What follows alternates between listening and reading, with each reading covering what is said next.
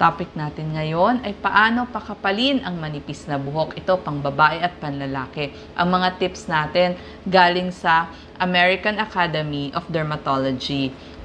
Ito ang mga gagawin natin. Paano ba ang tamang pag-shampoo ng ating buhok? Pag nagsha-shampoo, basain mabuti yung buhok. Maglagay ng shampoo, tapos mag-concentrate dun sa anit. Kapag binabanlawan na, hayaang umagos yung tubig kasama yung shampoo dun sa kahabaan ng buhok. Tapos banlawan mabuti. Pag nagtutuyo na ng buhok, dahan-dahan lang kailangan marahan para hindi mapigtas o maputol ang ating buhok. Pwede nyong gawin, pwede nyong balutin ng isang towel at yan na ang magtutuyo o para ma-absorb niya yung tubig mula sa inyong pagligo. Pagkatapos maligo, ang gagamitin natin yung malalaking ipin na suklay o yung wide tooth comb. Kasi mas gentle ito sa anit, hindi mag-split end, mas konti ang mahuhulog o malalagas na buhok, at hindi gaanong magbe-break o mapuputol ang inyong buhok. Ito na rin ang gamitin nyo pangtanggal ng mga buhol-buhol sa inyong buhok. Kapag nagsha-shampoo, kailangan may partner na conditioner.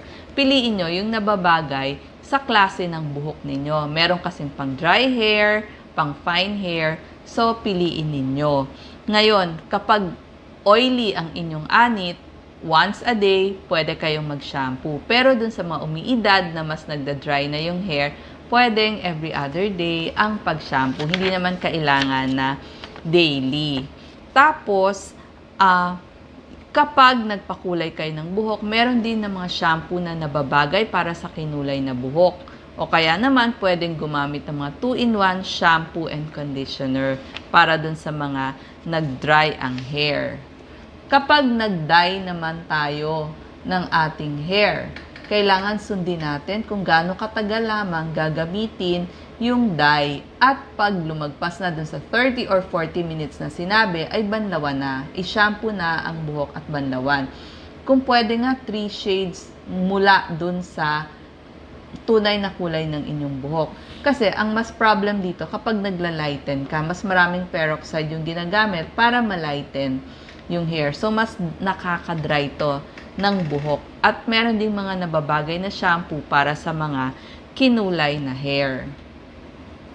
Nagkakaroon din ng pagkalagas ng buhok ang mga babae at lalaki. Pag nangyari ito, pumunta ho tayo sa dermatologist. Ang ginagamot ng mga dermatologist, minoxidil. Ang tawag dito, alopecia sa Ingles. Bakit nahuhulog ang buhok? Maaring sa lahi. So, tignan nyo muna yung nanay-tatay nyo kung manipis o makapal yung buhok niya. Pero kapag bagong panganak, bagong opera, nagkaroon ng mataas na lagnat or nagki-chemotherapy, nagkakaroon din ng pagkalagas ng buhok. May mga tao na nalagas ang buhok sa buong katawan. Ang tawag doon, alopecia areata. So, yung dermatologist nyo ang magpapaliwanag sa inyo. Merong mga tips ang ating mga dermatologist kapag bagong panganak. Kasi makikita nyo, mahuhulog ang maraming buhok kapag kayo ay nagsha-shampoo. So, gumamit ng shampoo at conditioner na volumizing o para medyo mas mukhang kumapal ang inyong buhok. Iwas muna sa matatapang o intensive shampoo at conditioners. Subukan din ang maikling gupit o haircut kasi para less din yung inyong hair fall. Huwag kayong mag-alala, babalik din ito after a year yung talagang kapal ng inyong buhok.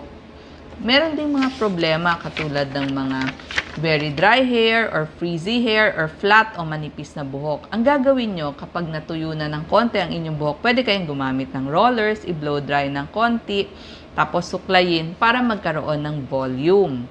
Or pag naliligo kayo, pwedeng unahin yung conditioner, tapos ihuli ang shampoo, so pabaliktad, tapos babanlawan.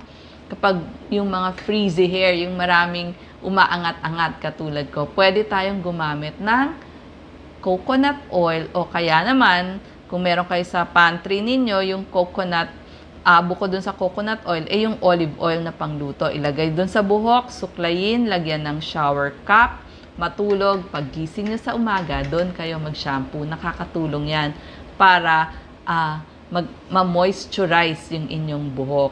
Ngayon, maraming mga paniniwala, tinatanong, pwede ba tayong mag-brush ng hair 100 times. O sabi nga ng matatanda, huwag daw magsusuklay ng buhok sa gabi kasi kung hindi, makakalbo kayo.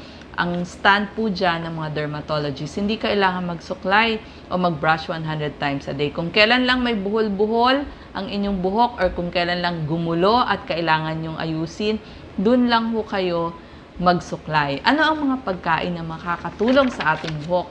4 ho yun: protein, iron, biotin, at saka zinc. Sa zinc at saka biotin, marami dito yung peanut butter, yung mga itlog. Diyan ho ang sources ng zinc. Pagdating naman sa iron, yung mga berde gulay at saka yung mga karne. Diyan natin nakukuha. Pero yung ating nyog marami din yung iron. Pag biotin, yung eggs, cauliflower, kamote, yung ating kangkong, tsaka avocado. Peanut butter din, maraming biotin. So, yan yung mga kakainin natin para gumanda ang ating buhok. Maraming salamat po.